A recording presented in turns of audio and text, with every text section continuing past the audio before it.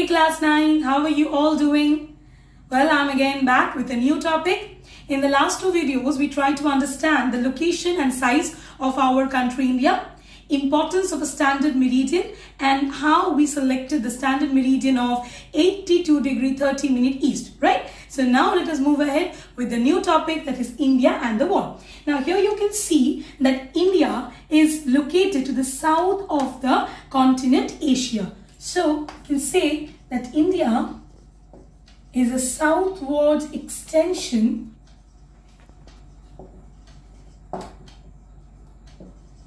of Asian continent.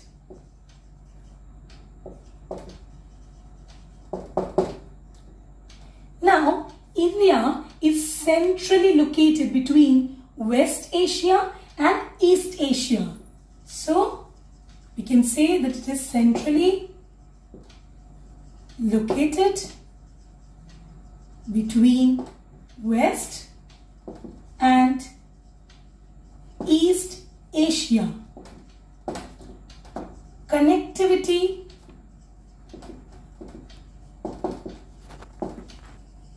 to the Trans-Indian Ocean routes. Now, here is my Indian Ocean. So, India is correctly located at the head of the Indian Ocean. So, different sea routes of Indian Ocean helps India to connect with different countries like Europe in the west and East Asia in the east. So, connectivity to the Trans-Indian routes. We will see that the southern portion of our country India, this portion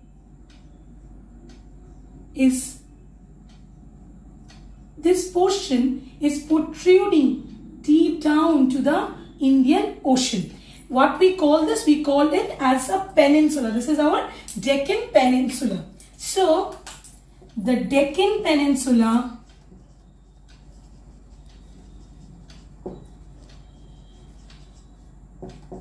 protrudes into the Indian Ocean. Now, what is a peninsula? Peninsula means a piece of land which is surrounded by water bodies on its three sides. See, the southern portion of our country is surrounded by water bodies on three sides.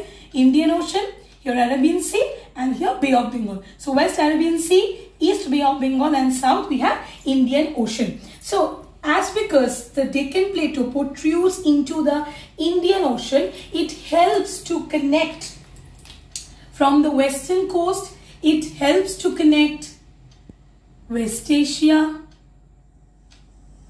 Europe, Africa, and from the east coast helps to connect the South Asian countries and the East Asian countries. So we can say that thus it helps to have close links with West Asia, Africa, Europe from the western coast,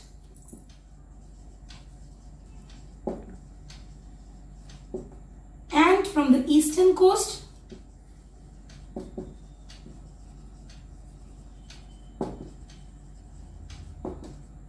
East Asia and South Asian countries. South and Southeast Asian countries.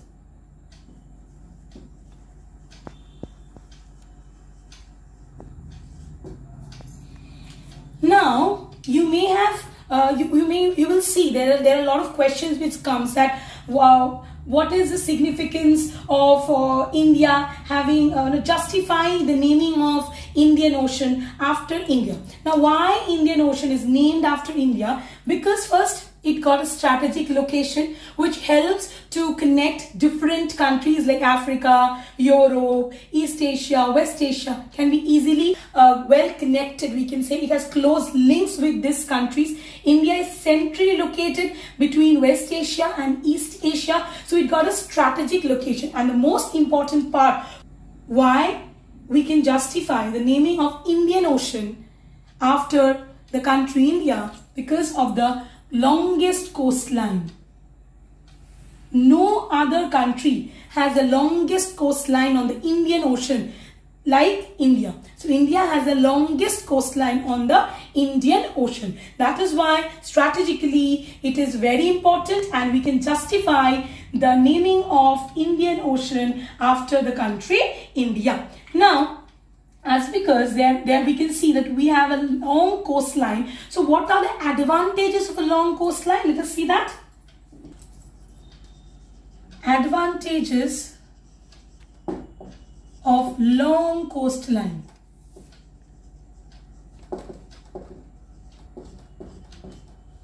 The long coastline will help in expanding trade and close link between West Asian, East Asian, Southeast Asian countries. Now, as trade expanded, that means it will help in expansion of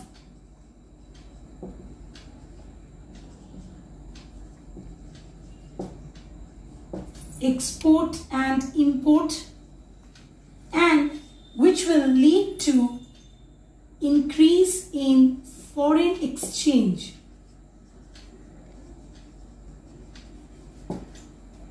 Windmills were set up.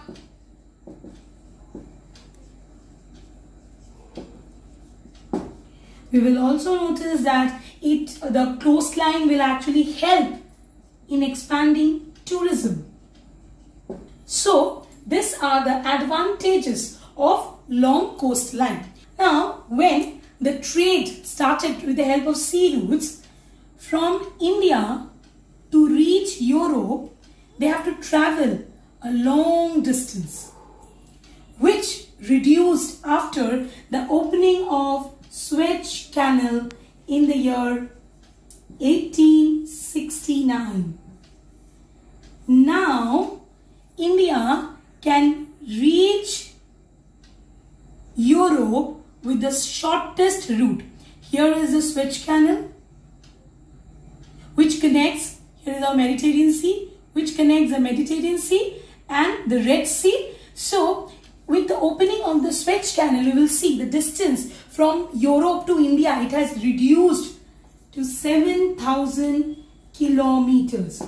Not only the distance reduced, but with the opening of Suez Canal, we will see that it has helped to first reduce distance, then decrease in transportation cost,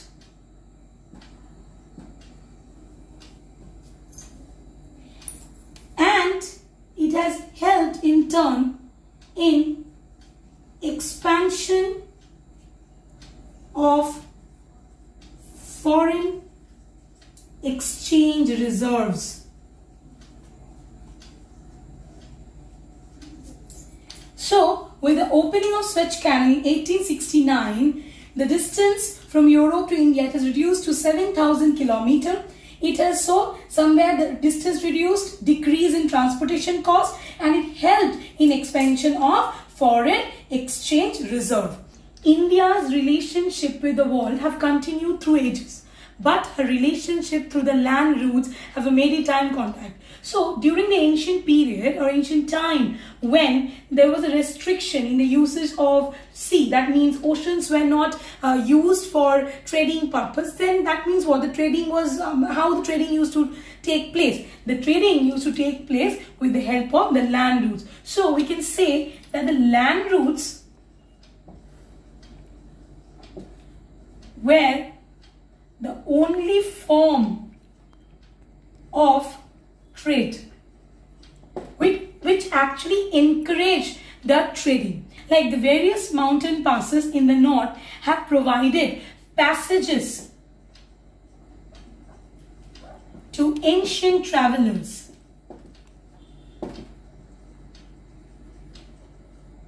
Now, when people move from one place to another, it is not only that the only people is moving. What happens when the people moves? That people comes with his own culture, his tradition, fooding habits, dressing style. So here, as we can see, there is an intermixing of people. Like some of them came to our country, India, and some of our ideas reach different parts of the world. Like the ideas of Panchatantra,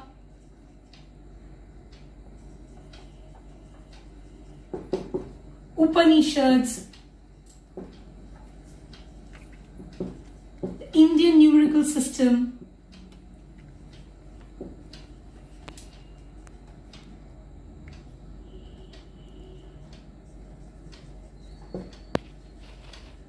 have spread in the world. Spices, muslin, and other merchandise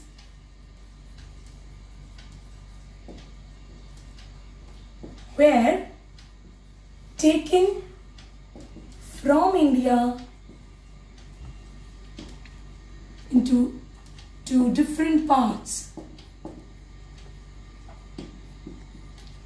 There was a huge demand of cotton, silk that was produced in our country, India.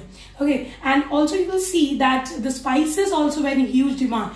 Portuguese were the one who first came to India in search of the spices. Then Arabs came, the Britishers came, then there were, so Portuguese, Arabs, Britishers, all of them came so that they can trade and they can take away the spices and muslins to different parts from India, right?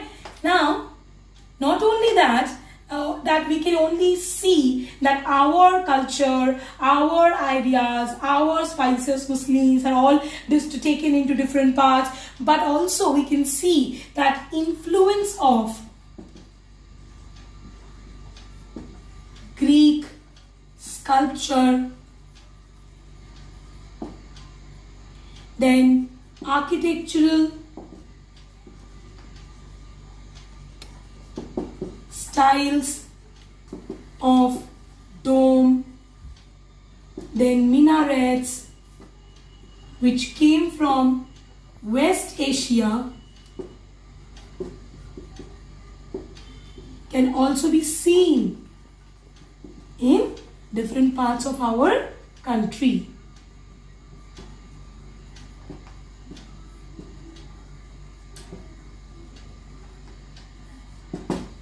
I hope so all of you know about the Silk Route.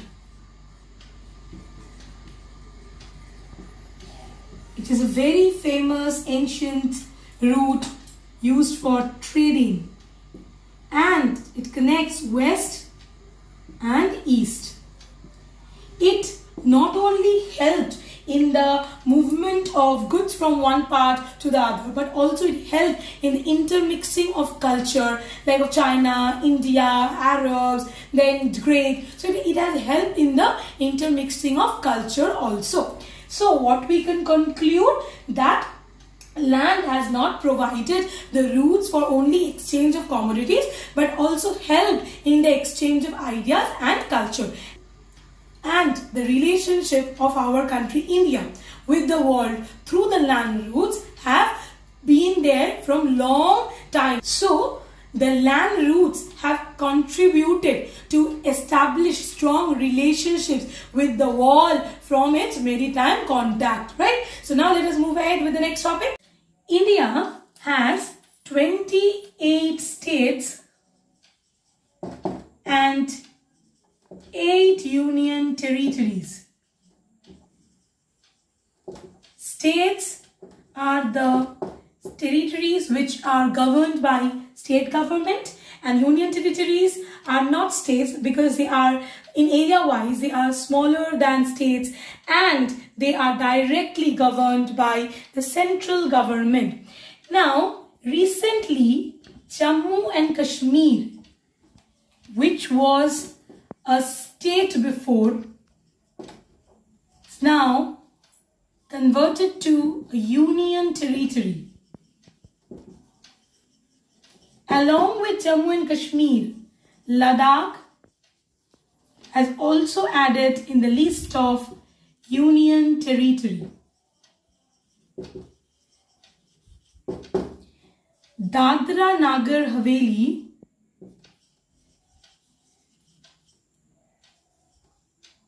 Dadra and Nagar Haveli and Daman and Diu, which was separate union territories before, now they have combined to form a single union territory. So now it is Dadra and Nagar Haveli, Daman and Diu. So it is a single union territory. That is why now we have 28 states and 8 union territories.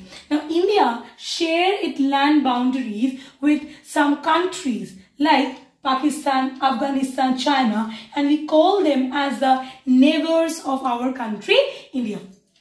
Now, in the northwest, the neighbor of our country, India, are Pakistan and Afghanistan.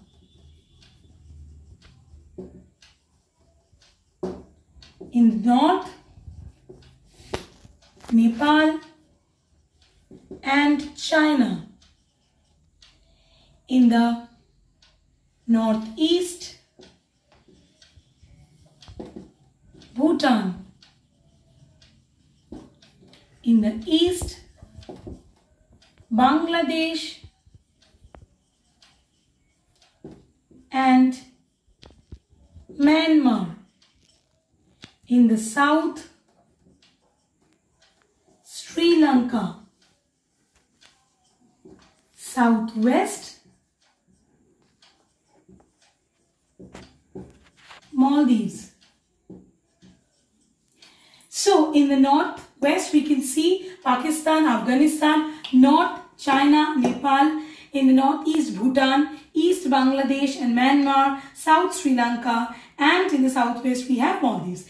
Now according to the area, in terms of area, China is the largest neighboring country and Bhutan is the smallest neighboring country. So China is the largest in terms of area and Bhutan is the smallest neighboring country. You can see here the Sri Lanka is separated from India by a narrow strait that is called Palk Strait. India has strong geographical and historical links with the neighboring countries. Now, let us look at the physical map of India to understand some of the important features. Let us look at the political map of India to locate different states, union territories along with their capitals. As I told you, there are 28 states and 8 union territories in India. Here we will try to locate the states alphabetically. That means states starting with the alphabet A. First we will try to locate those states along with the capital. Then states starting with alphabet B, states starting with alphabet C, and so on. Let's get started then. The first state is Andhra Pradesh. There was a time when Telangana and Andhra Pradesh was a single state. But after some time, after a lot of battle, Telangana was separated from Andhra Pradesh. And they were having the same capital as Hyderabad. But now Andhra Pradesh have a separate capital, that is Amravati. Number 2, Arunachal Pradesh. The capital of Arunachal Pradesh is Itanagar. Number 3, Assam. The capital of Assam is Dispur. Number 4, Bihar. The capital of Bihar is Patna. Number 5, Chhattisgarh. The capital of Chhattisgarh is Raipur. Number 6, Goa. The capital of Goa is Panaji. Number 7, Gujarat. The capital of Gujarat is Gandhinagar. Number 8, Haryana. The capital of Haryana is Chandigarh. Number 9, Himachal Pradesh. The capital of Himachal Pradesh is Shimla. Number 10, Jharkhand. The capital of Jharkhand is Ranchi. Number 11, Karnataka. The capital of Karnataka is Bengaluru. Before it was called as Bangalore. Number 12 is Kerala, and the capital of Kerala is Tiruvananthapuram. Number 13 is Madhya Pradesh, and the capital of Madhya Pradesh is Bhopal. Number 14 is Maharashtra, and the capital of Maharashtra is Mumbai. Number 15 is Manipur, and the capital of Manipur is Imphal. Number 16, Meghalaya, and the capital of Meghalaya is Shillong. Number 17, Mizoram, and the capital of Mizoram is Aizawl. Number 18, Nagaland, and the capital of Nagaland is Kohima. Number 19, Orissa, and the capital of Orissa is Bhubaneswar. Number 20, Punjab, and the capital of Punjab is Chandigarh. So here you can see that both the states of Haryana and Punjab, they share the same capital, that is Chandigarh. Number 21, Rajasthan, and the capital of Rajasthan is Jaipur. Number 22, Sikkim, and the capital of Sikkim is Gangtok. Number 23, Tamil Nadu, and the capital of Tamil Nadu is Chennai. Number 24, Telangana, and the capital of Telangana is Hyderabad. Number 25, Tripura, and the capital of Tripura is Agartala. Number 26, Uttar Pradesh, and the capital of Uttar Pradesh is Lucknow. Number 27, Uttarakhand, and the capital of Uttarakhand is Dehradun. Number 28 is West Bengal, the state where we live in, and the capital of West Bengal is Kolkata. So there are 28 states. Now let us move ahead with the union territories. The first union territories is Andaman and Nicobar Islands, and the capital of Andaman and Nicobar Islands is Port Blair. Number 2, Chandigarh, and the capital is Chandigarh.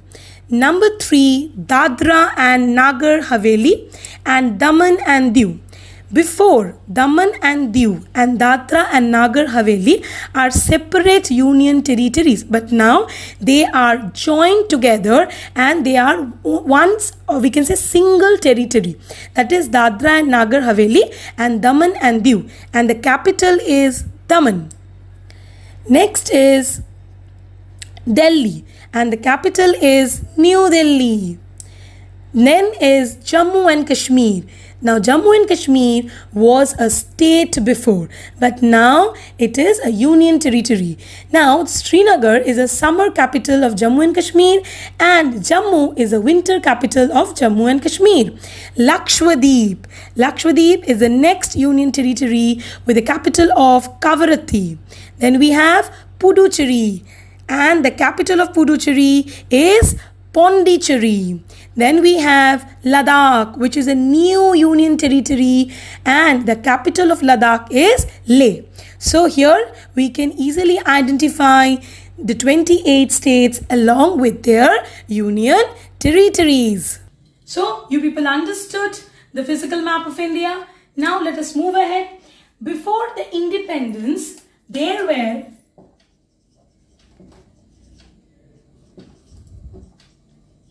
two types of states in the British India. Number 1, the provincial states, or we can say the provinces,